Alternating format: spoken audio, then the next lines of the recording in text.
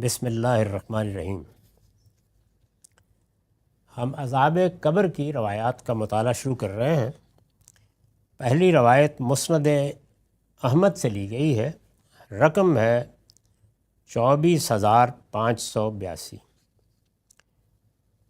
یحدث عروۃ بن الزبیر ان عائشۃ زوج النبی صلی اللہ علیہ وسلم قالت دخل علی النبی صلی اللہ علیہ وسلم وعندی امرۃ من الیہود وہی تقول لی اشعرت انکم تفتنون فی القبور فرطع النبی صلی اللہ علیہ وسلم وقال انما تفتن الیہود فقالت عائشہ فلبسنا لیالی ثم قال النبی صلی اللہ علیہ وسلم هل شعرت انہ اوحی الی انکم تفتنون فی القبور قالت عائشہ فسمعت رسول اللہ صلی اللہ علیہ وسلم بعد ذلك یستعیذ من عذاب القبر۔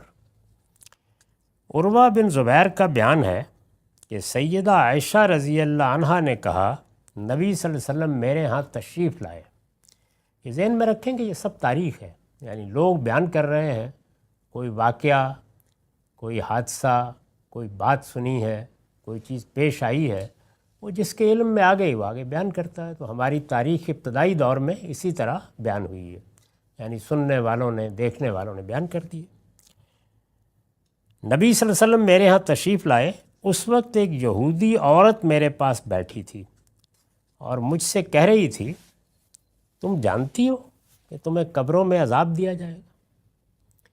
ظاہر ہے کہ اس طرح کی روایت سبھی نبیوں کے ذریعے سے پہنچی ہے، موجود تھی۔ تو اس یہودیہ نے سیدہ سے پوچھا تم جانتی ہو کہ تمہیں قبروں میں عذاب دیا جائے گا؟ نبی صلی اللہ علیہ وسلم نے یہ سنا تو آپ گھبرا گئے اور فرمایا عذاب انہی یہودیوں کو ہوگا۔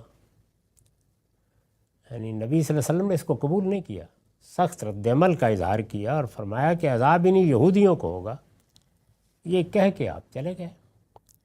سیدہ نے بتایا کہ پھر زیادہ دن نہیں گزرے کہ نبی صلی اللہ علیہ وسلم نے مجھ سے فرمایا کیا تم جانتی ہو کہ مجھ پر یہ وحی کی گئی ہے کہ تمہیں قبروں میں عذاب دیا جائے گا؟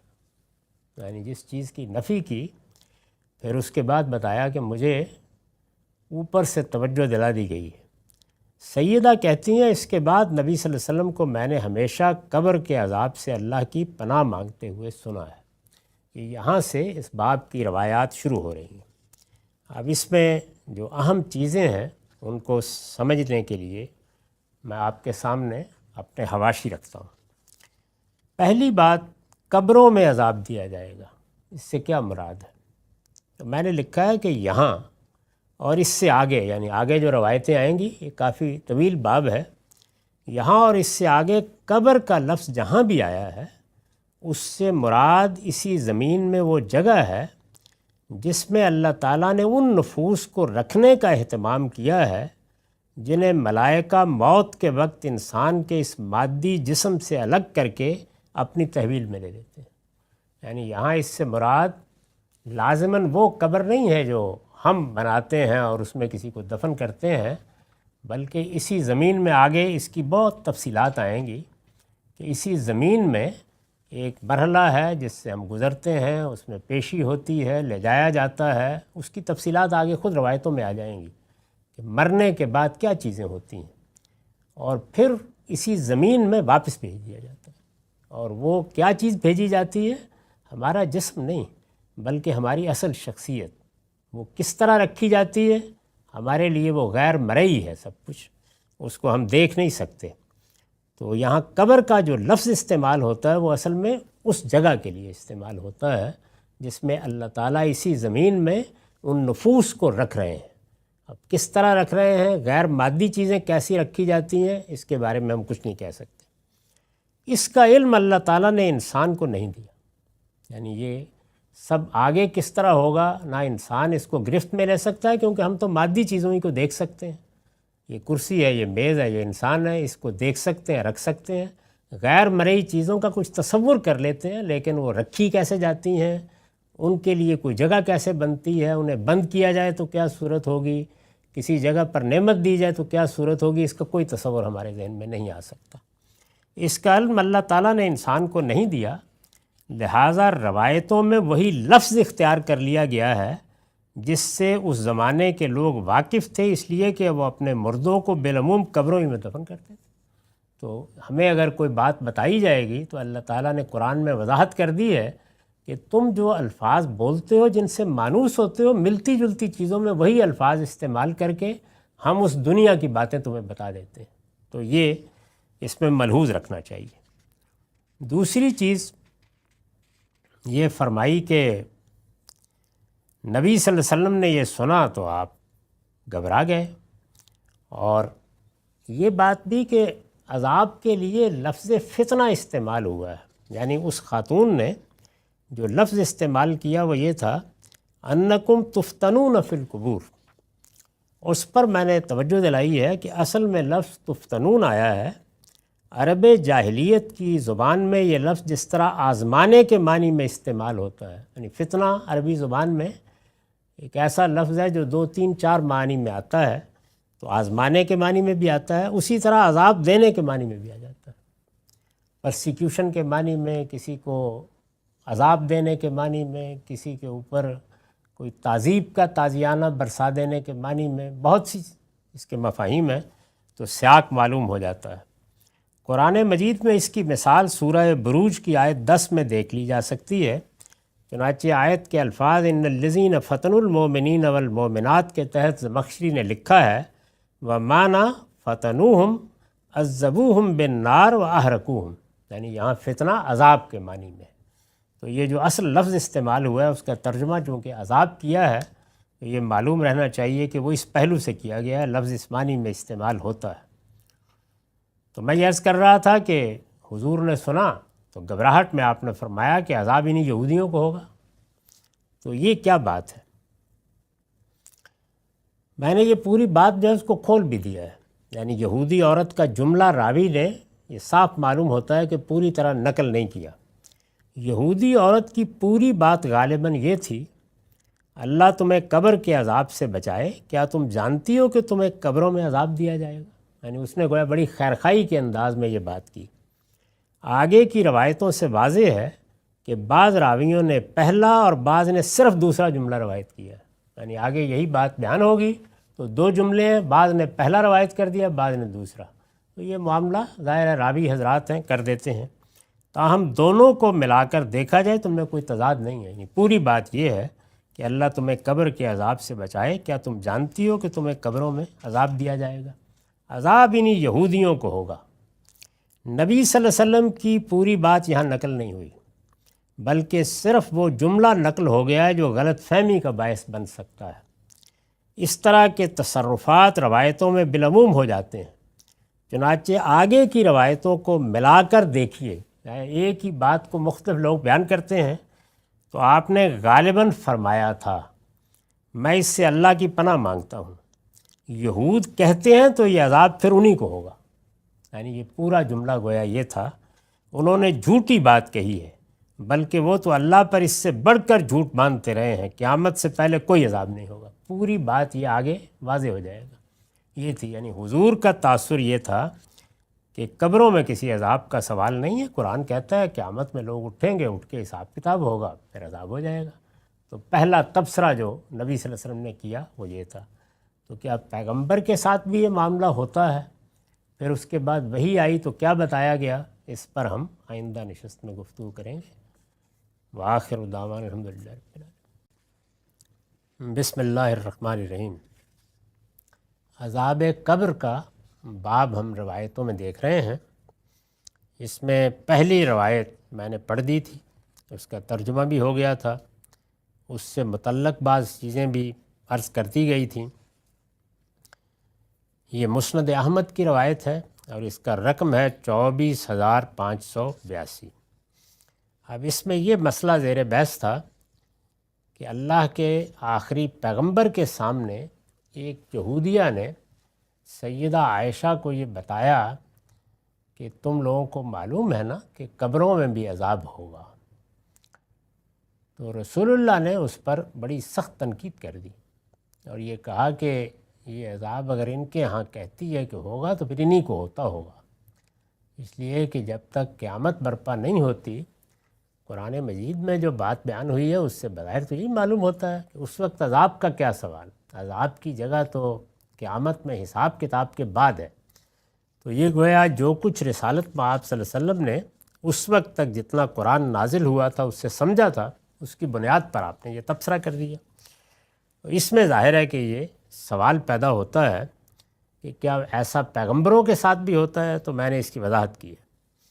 اس سے واضح ہے کہ رسول اللہ صلی اللہ علیہ وسلم نے جو رائے اس سے پہلے دی وہ صحیح نہیں تھی۔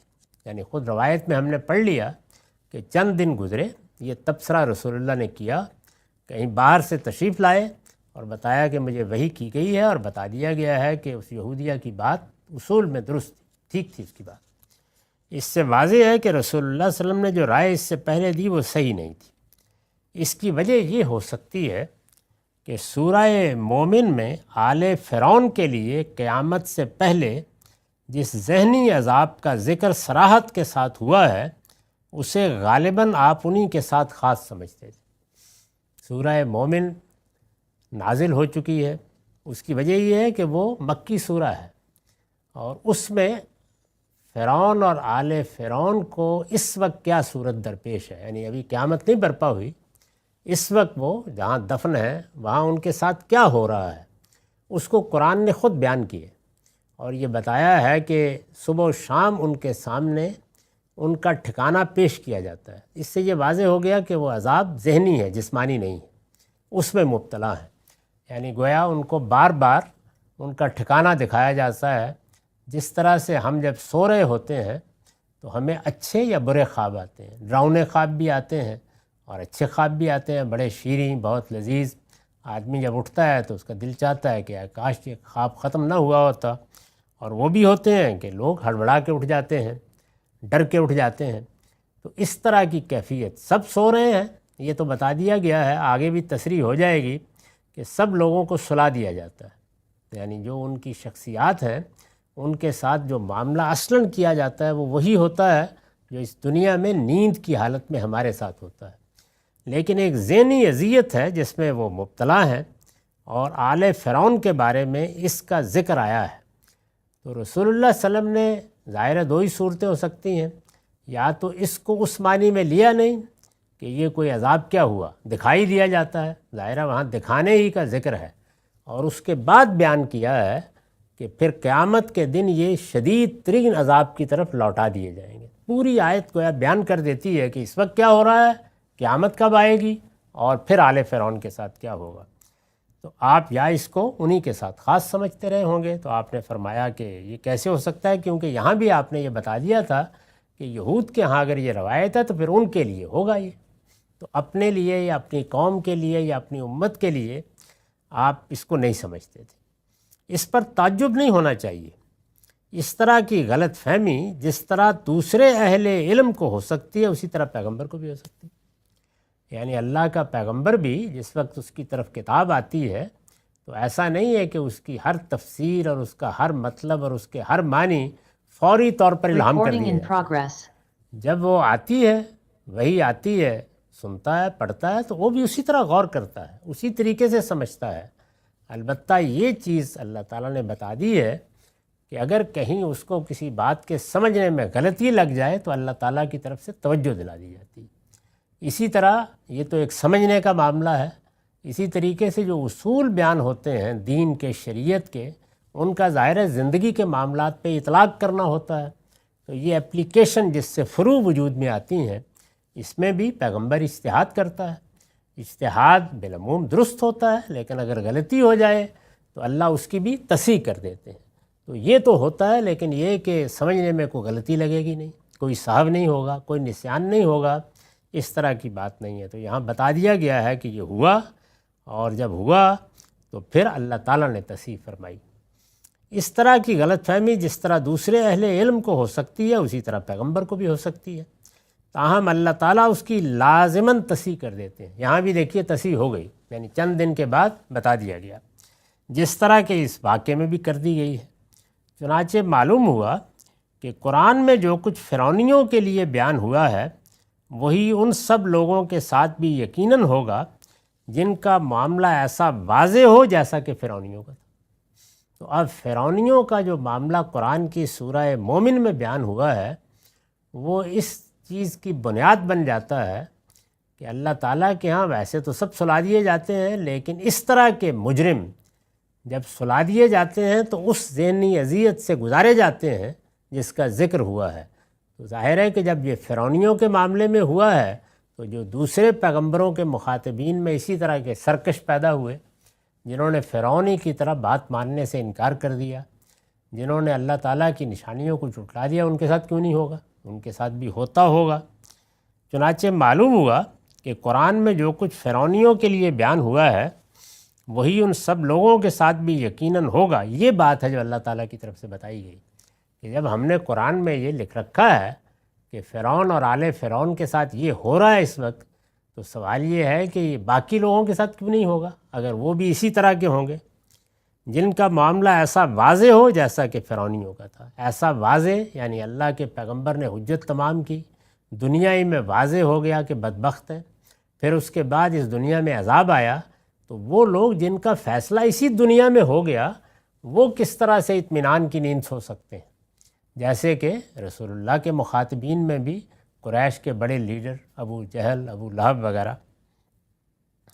اس کی وجہ یہ ہے کہ ان کا حساب پوچھنے اور ان کے خیر و شر کا فیصلہ کرنے کی ضرورت نہیں ہوتی، یعنی ان کا حساب تو ہو گیا، اللہ کا فیصلہ یہیں صادر ہو گیا، تو جن کے بارے میں اللہ کا فیصلہ اس کے پیغمبروں کے ذریعے سے دنیا میں صادر ہو گیا ان کے لیے پھر حساب کتاب کے انتظار کی ضرورت باقی نہیں رہتی۔ نیکوکاروں میں سے خاص کر سابقین کے لیے بھی یہی قاعدہ ہے۔ تو چنانچہ اس کے الٹ بھی یہی بیان کیے کہ وہ لوگ کہ جو نیکوکاروں میں سے اس درجے میں پہنچ جاتے ہیں کہ گویا اپنی جان بھی اللہ کی راہ میں دینے کے لیے تیار ہے۔ اصل میں تو پورا دین ہی یہی ہے کہ آدمی اپنے آپ کو اپنے رب کے سپرد کر دے، ہر چیز اس کے سپرد کر کے اپنے آپ کو نظر کرنے کے لیے تیار ہو۔ تو نیکوکاروں میں بھی ایسے لوگ ہیں۔ چنانچہ راہ حق کے شہیدوں کے بارے میں آل عمران کی آیت 169 میں فرمایا ہے احیاء عند ربہم یرزقون، وہ اپنے پروردگار کے حضور میں زندہ ہیں، انہیں روزی مل رہی ہے۔ تو ان کے ساتھ بھی یہی ہو رہا ہے۔ تو گویا دو ایکسٹریم یا دو انتہائیں ہیں جن کو قرآن نے بیان کر دیا اور وہ سمجھ میں آتی ہیں کیونکہ ان کے حساب کتاب اور فیصلے کی ضرورت نہیں ہے۔ ان کا معاملہ تو دنیا میں ہو گیا، جن کو دنیا ہی میں بشارت دے دی گئی کہ تم کامیاب ہوئے، یا دنیا ہی میں بتا دیا گیا کہ تم عذاب کی زد میں آ گئے، ان کے ساتھ پھر آگے بھی یہی معاملہ ہوتا ہے۔ یہ دو انتہائیں بیان کر دی ہیں۔ ان دو کے بعد پھر وہی لوگ رہ جاتے ہیں جن کے لیے قرآن نے سورہ توبہ کی آیت 102 میں خلطوا عملا صالحا و آخر سیئا، اب درمیان کے لوگ وہ کون ہیں؟ قرآن نے ان کی تصویر کھینچی ہے، انہوں نے ملے جلے عمل کیے تھے، کچھ بھلے اور کچھ برے، تو یہ تعبیر اختیار کی ہے۔ ان سے متعلق انصاف کا تقاضا یہی معلوم ہوتا ہے کہ کسی عذاب و ثواب کے بغیر قبروں میں سوتے رہیں یہاں تک کہ قیامت کے دن اٹھائے جائیں اور حساب کتاب سے گزرنے کے بعد ہی اپنے انجام کو پہنچیں۔ تو یہ عذاب قبر کے بارے میں قرآن کی روشنی میں صحیح موقف ہے۔